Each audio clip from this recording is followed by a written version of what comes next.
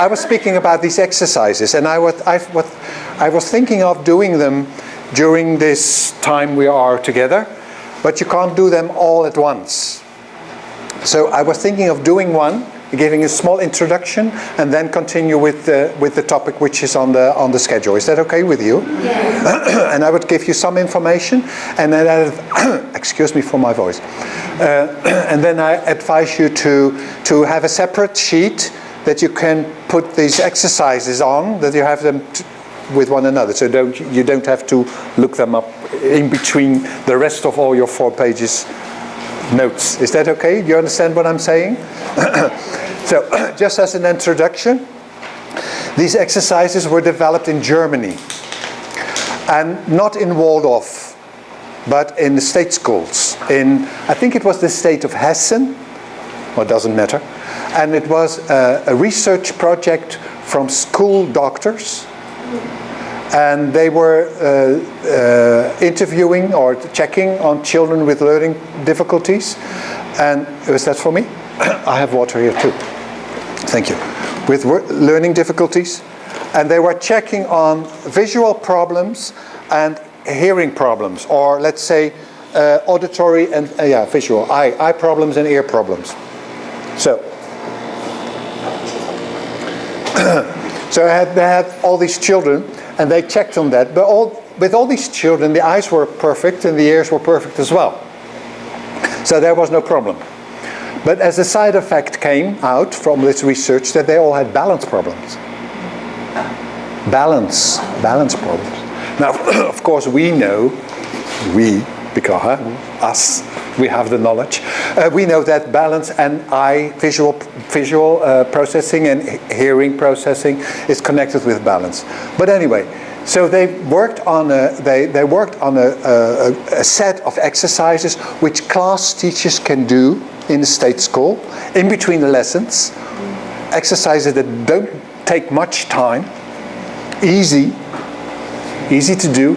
Exercises that work on balance. And what I said before the break, the ego needs to anchor in the physical body. And where does it do that? It does that through balance. So the standing upright is important. The sense of balance is important. There is where the anchor into the physical is. That's the strongest sense for that.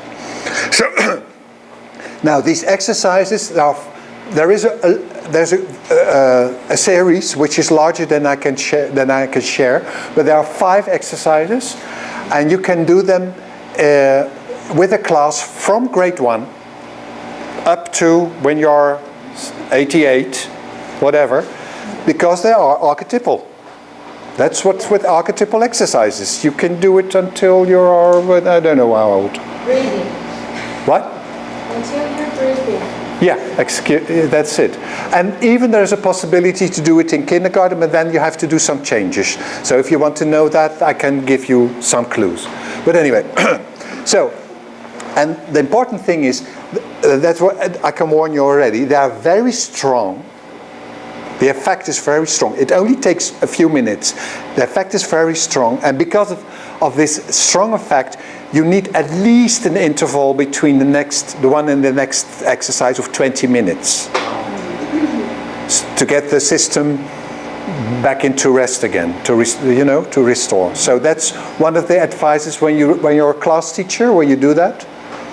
You work with that, you start with an exercise, and then at least 20 minutes, and then the next exercise can come. And there are 5, I can share 5 with you.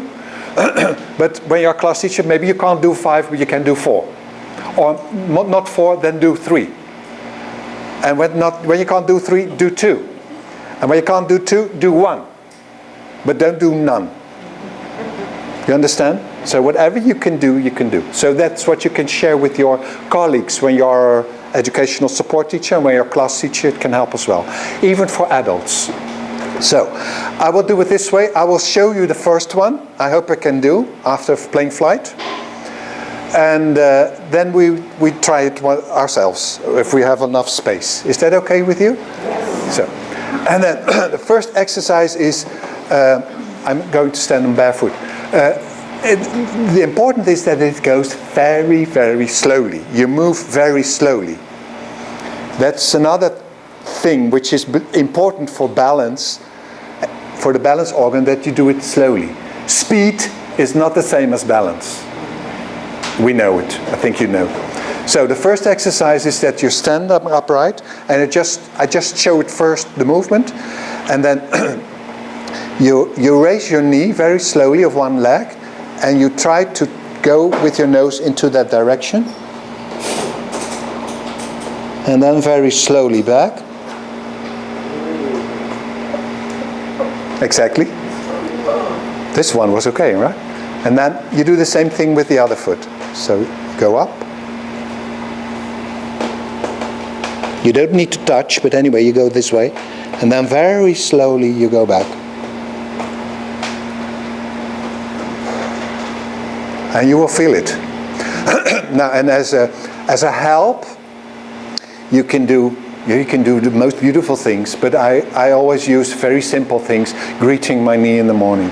So you do, good morning, you speak slowly. You can imagine, first grade, you can already do this. Good morning, my dear knee. Did you sleep well? Then you do the other foot. Yes, I slept very well. Okay, that is good to hear. I can't say anything, but anyway, something funny. You could do a verse as well, but anyway, don't make it too beautiful. And then you do both knees, you do it 4 times. You understand what I say? Left, right, left, right, left. Yeah? 4 times. What? No. 1, 2, 3, 4. Yeah? Right, left, right, left. That's it. That's it. Simple. Does it matter which side you start on? No. And does it matter how often you do these exercises? Are you trying to do them every day or once a week or? Yeah, for a year. No, they advise it to do it for 8 weeks. Every day? Every day. Every day. For 8 weeks. So, and I advise you to do it for yourself in the morning in the bathroom. But anyway, no. And you know, and the funny thing is, when you do it I'm a class teacher.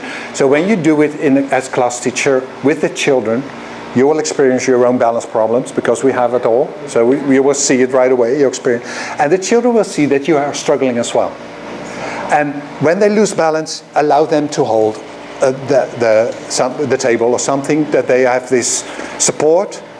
So, and you can watch them, maybe, but anyway, not be too strict with them. Give them the time to improve. Yeah. So that's why you use it for 8 weeks daily.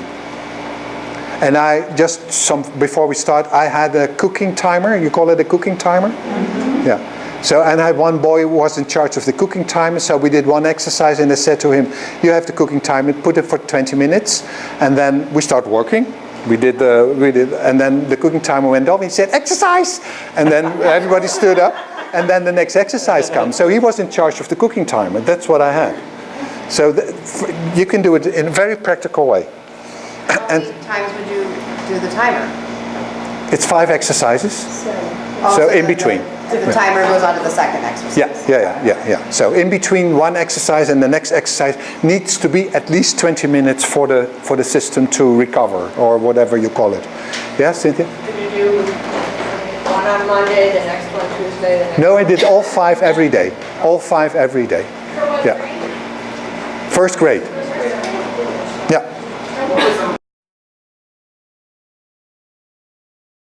The second exercise we already know. I show you. It's you stand upright, and you just go, do it this way.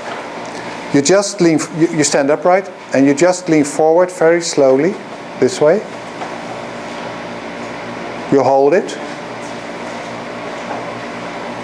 and then you go back to the middle, but you continue. Keep your toes on the floor. It's not extra lesson, it's just this. And you do it once more to the front.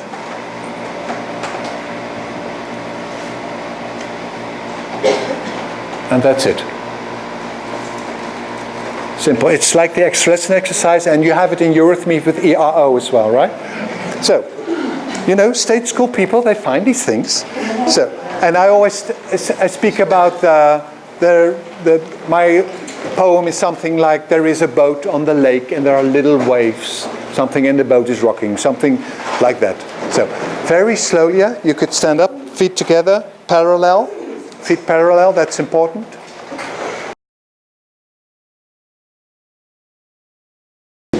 Third exercise is this. Just remain seated. I will show you first. Yeah.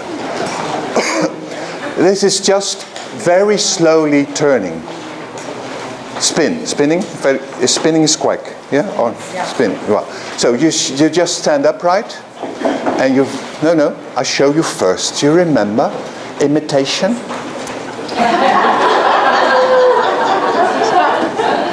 So you stand upright, and then very slowly you turn. You walk, yeah, your eyes are following on the horizon, I don't know. Don't give any instructions to the children, just show them. And then when you're back to your first position, you close your eyes and we count to 10.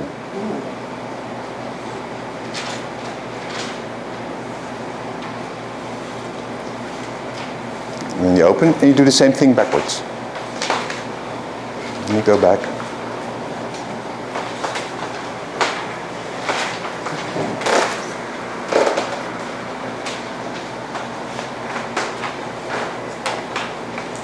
And then you close your eyes and count to 10. That's all. The hard thing is to do it slowly. That's the hard thing. To have your class do it slowly. And I think, and it needs to be that slow, because only when it's slow, this liquid in the inner ear is activated. When you do it quickly, I explained that to my sixth graders. I said, yeah, when you take a bucket of water, and you fill it, and you spin it very quickly, all the water will remain in the bucket. It will not drop. It will not go out. But when you do it very slowly, immediately when you start moving, the water comes out. So that's an explanation. So do it slowly, because then the liquid is activated.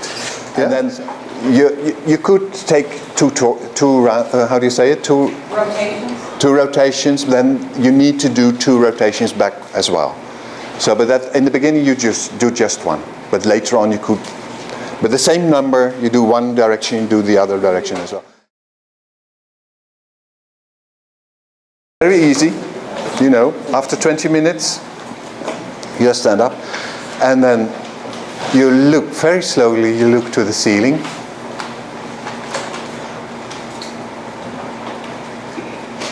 And then down.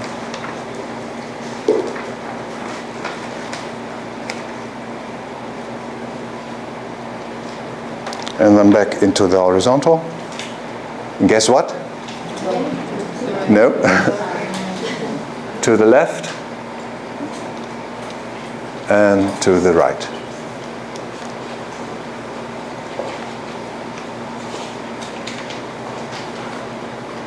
That's it. Simple. Doable. Don't you think? Please.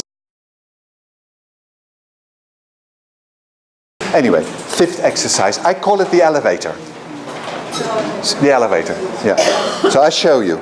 So the exercise is like this, but I give you the little story with it. So you're standing like this. You have your hands, how do you call it? Stretched like this. So this is the exercise. You just hold your hands like this, and you very slowly go down and up again. And then the rest of the story. But for the children, I make it a little bit digestible. So I say the elevator. So that's how we start. And then the doors close. doesn't belong to the exercise, but what we do. So doors close, and then we go down with the elevator. We go down with the elevator, down, very slowly down with the elevator, very slowly down, and then it gets stuck. Oh my dear, it gets stuck. And then we turn, we keep this, you see the right ankle here. Right ankle. And then you keep your knees in the right angle, and then we start shouting for help. So we look to one side very slowly. We can do the shouting with it. Help, help. And then we go to the right, and we shout for help there as well. Help, so anybody can help us. You can imagine that children like this part. Okay, and then you go. Do we do it twice? I will look it up. But anyway, twice shouting for help is enough. And then you're waiting, and then you raise your arms up, and happily the elevator goes up, on your toes, ready. That's it. Do I make myself clear? So we do once again. Elevator, door closes, there we go down, down, down, down, down, down, down.